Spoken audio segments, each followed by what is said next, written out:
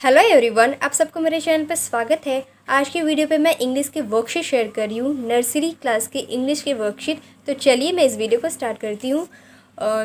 जैसे कि मैंने पहले वाले वीडियो में बताया था कि मैंने नर्सरी का सिलेबस आपके साथ शेयर किया था। उसमें मैंने बताया था कि सबसे पहले बच्चों को लाइन्स करवाया जाता है। लाइन्स में standing line, sleeping line, left slanting line, right slanting line, left curve, right curve, up curve, down curve, ये सब करवाया जाता है। तो आप देख सकते हैं। तो पहले इसे ट्रेसिंग में करवाया जाता है। ट्रेसिंग करने के बाद बच्चों को खुद से करवाया जाता है। तो मैंने ट्रेसिंग के ऊपर एक वीडियो बनाया है, तो आप जाकर उसे चेकआउट कर सकते हैं। तो बच्चों को पहले बहुत सारा ट्रेसिंग करवाया जाता है, उसके बाद ही बच्चों को A to Z लिखाया जाता है। उसके बाद बच्चों को A से लेकर Z तक और छोटे वाले 8 से लेकर Z तक की ट्रेसिंग करवाई जाती है। पहले जो भी सिखाया जाता है, जो भी अल्फ़ाबेट सिखाया जाता है स्कूल में, वो पहले सब हम लोग ट्रेसिंग ही करके सिखाते हैं। अगर आप घर पे भी सिखा रहे हो तो आप पहले ट्रेसिंग ही करके सिखाएं, उसके बाद ही बच्चों को करने के लिए दें। अगर आप डायरेक्ट करने के लिए देंगे तो वो 100% बिल्कुल नहीं कर पाएगा। तो पहले आपको ट्रेसिंग करवाना पड़ेगा बहुत सारा, उसके बाद ही वो कर पाएगा। नेक्स्ट फिर बच्चों को जब बच्चा ट्रेसिंग करने लग जाता है, थोड़ा थोड़ा उसे लिखना आ जाता है, तो फिर उसके बाद वो A to Z बड़ा वाला एंड छोटा वाला लिखना स्टार्ट कर देता है। अगर आप दोनों को एक साथ ही करवाएंगे ना, तो आपका टाइम थोड़ा सेफ होगा। अगर बच्चा थोड़ा कमज़ोर है तो आप थोड़ा अलग अलग करवाएं, लेकिन ये कुछ छोटे वाले अल्फ़ाबेट के साथ भी इसे इंट्रोड्यूस करें। वो बोलिए कि देखो ये बड़ा वाला A है तो इसका छोटा A कैसा है, ऐसा। उसके बाद बच्चों को आइडेंटिफिकेशन करवाया जाता है। आइडेंटिफिकेशन करवाने का यही मतलब है कि बच्चों को जानने के लिए कि बच्चों को कभी तक कितना ABCD आया हुआ है। तो हम लोग बहुत ही तरीके से अपने बच्चों को जान सकते हैं कि उन्हें ABCD कितना तक आया है और कितना तक नहीं आया है। फॉर एग्ज़ाम्पल हम लोग यहाँ पर सीरीज़ में ABCDEFG लिख सकते हैं, और हम लोग ऐसे क्वेश्चन पूछ सकते हैं उससे कि वेयर इज़ ई कहाँ है, ऐसे करके क्वेश्चन पूछ सकते हैं। ई कहाँ है बेटा, तो इस तरह से अगर क्वेश्चन पूछेंगे तो वो ई ढूंढेगा। तो ई कहाँ है, जहाँ पर भी ई होगा तो बोलेंगे सर्कल इट, उसे सर्कल कर दो। अगर वो गलती से ई जो है वो जी समझ कर सर्कल कर देता, तो आप इसी से समझ सकते हैं कि उसे बिल्कुल नहीं आए। अगर आप थोड़ा क्रिएटिव बनना चाहते हो तो यहाँ पे मैंगो, एप्पल, बनाना कुछ भी ड्रॉ कर सकते हैं। उसके अंदर बहुत सारे वर्ड्स लिख दीजिए, अल्फ़ाबेट्स लिख दीजिए, एंड कुछ अल्फ़ाबेट सिमिलर कर दीजिए और बोलिए कि जहाँ पर भी ए है, जो सिमिलर आपने जो अल्फ़ाबेट लिखे है उसे बोलिए कि सर्कल करने के लिए। अगर वो गलती से किसी और अल्फ़ाबेट को सर्कल कर देता है, इसी से आप जान जाएंगे कि बच्चों को अभी तक ABCD अच्छी सी नहीं आई है। तो इसी तरह से आइडेंटिफिकेशन करवाया जाता है। उसके बाद circle the correct letter of the picture. जो पिक्चर है उसका जो करेक्ट लेटर है, फर्स्ट लेटर, उसे हमें क्या करना है, सर्कल करना है। जैसे ये सन है तो सन किससे स्टार्ट होता है, एस, तो एस को हम लोग सर्कल करना है। इसके लिए जो बुक से ही प्रोवाइड होती है जो स्कूल से ही प्रोवाइड होती है एक बुक, नेमिंग बुक या पिक्चर गैलेक्सी नाम की एक बुक आती है, उसी बुक से ही बच्चों को पढ़ाया जाता है। एंड वो बहुत ही हेल्पफुल बुक होती है बच्चों के लिए। तो वो स्कूल से ही प्रोवाइड होती है, एंड वो बाहर आपको शॉप में भी मिल जाएगा वो सब बुक। A4 क्या होता है, B4 क्या होता है, बहुत सारा ए से बहुत रिलेटेड पिक्चर्स होती है जो बच्चों के लिए बहुत ही हेल्पफुल है। फिर इसके बाद बच्चे से पूछे कि ये कौन सा पिक्चर है, तो ये है रोज़, तो R फॉर रोज़। रोज़ किससे स्टार्ट होता है, R से।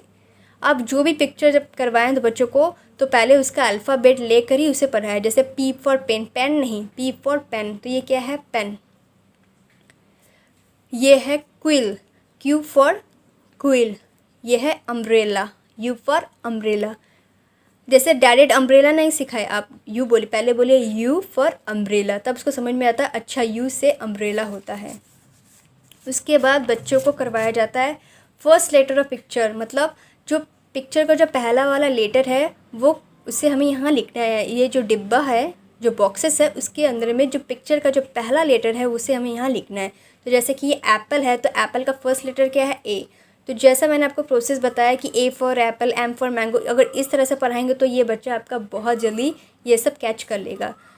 M for mango, B for ball, ये है duck, D for duck, E for egg.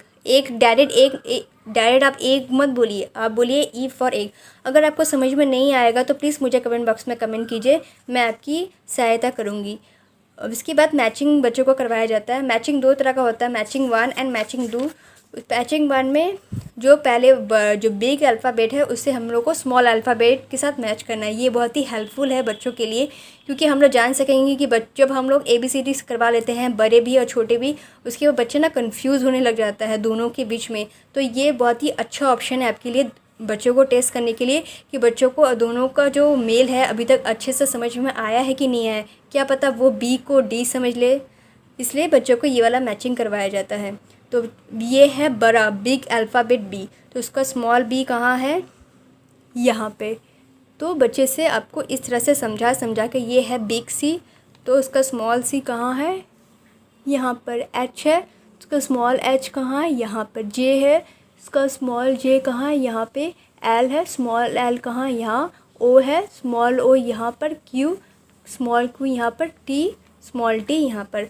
तो दोनों को अच्छे से समझाना पड़ेगा, बिग वाला भी अल्फ़ाबेट भी एंड स्मॉल अल्फ़ाबेट भी, तभी जाकर ये वाला मैचिंग वो कर पाएगा। उसके बाद मैचिंग 2 में यहाँ पर पिक्चर्स बना रहेगा और यहाँ पर उसका फर्स्ट लेटर लिखा रहता है। जैसे ए फॉर एप्पल, ए कहाँ है, यहाँ पर। बी फॉर बॉल, बी कहाँ है, यहाँ पे। एफ फॉर फिश, तो आपको मैंने जिस प्रोसेस से बताया आप उसी प्रोसेस से बच्चों को लर्न करवाए। जे फॉर जग, डायरेक्ट जग मत बोलिए, जे फॉर जग। बात गन, जी फॉर गन, सॉरी ये है की, के फॉर। फिर उसके बाद बच्चों को बिफोर, आफ्टर एंड बिटवीन करवाया जाता है। बिफोर मतलब अल्फ़ाबेट के पहले अल्फ़ाबेट कौन सा आता है, आफ्टर मतलब अल्फ़ाबेट के बाद कौन सा अल्फ़ाबेट आता है, बिटवीन मतलब दोनों अल्फ़ाबेट के बीच में कौन सा अल्फ़ाबेट आता है। जिनमें आफ्टर एंड बिटवीन बच्चे बहुत जल्दी ही सीख जाते हैं, पर बिफोर सीखने में उन्हें थोड़ी प्रॉब्लम होती है। तो ई के पहले कौन सा लेटर आता है, डी। जी के पहले कौन सा लेटर आता है, आपको और भी अच्छे से डिफ़ाइन कर करके अपने बच्चों को बताना पड़ेगा, एफ। ओ के पहले कौन सा लेटर आता है, तो आपको ऐसे समझाना पड़ेगा, ए बी सी डी, क्योंकि ये बिफोर है तो बच्चों को थोड़ा समझाना पड़ेगा। A B C D E F G H I J K L M N ओ। तो ओ के पहले क्या आया, एन। क्यू के पहले क्या आता है, M N O P Q. Q के पहले क्या आया, पी। वाई के पहले क्या आएगा, A B C D E F G H I J K L M N O P Q R S T U V W X Y Z. तो Y के पहले क्या आया, एक्स। तो बिफोर में आपको थोड़ा ऐसे इस तरह से समझा कर करवाना पड़ेगा। एंड आफ्टर बहुत इजी है। बी के बाद कौन सा लेटर आता है, सी। वो जब पढ़ने लगेंगे ना तो उनको खुद ही समझ में आ जाएगा कि बी के बाद क्या आता है, सी। ई के बाद एफ, जी के बाद एच, आई के बाद जे, के बाद एल। तो उनको खुद ही आ जाएगा। एंड बिटवीन जब हम लोग इनको हाइड कर देंगे तो ये खुद ही आफ्टर की तरह कर लेंगे। जैसे बी के बाद सी, ई के बाद एफ, आई के बाद जे, एम के बाद एन, पी के बाद क्यू। तो यही रहा कुछ नर्सरी के वर्कशीट। अगर आपको किसी भी वर्कशीट में कोई भी परेशानी हुई है तो प्लीज़ मुझे कमेंट बॉक्स में कमेंट कीजिए, और ये बिल्कुल फ्री है। अगर आपको ये वीडियो हेल्पफुल लगा हो तो प्लीज़ मेरे चैनल को सब्सक्राइब कीजिए, लाइक कीजिए एंड शेयर कीजिए, और हाँ, बेल आइकॉन को भी प्रेस कीजिए ताकि आने वाली कोई भी लेटेस्ट वीडियो सबसे पहले आपको मिले। मुझे पता है सब्सक्राइब करने में आपको बिल्कुल भी समय नहीं लगेगा, बट आप करते हैं सब्सक्राइब, तो मेरे लिए बहुत बड़ी बात है। मिलते हैं अगले वीडियो पर।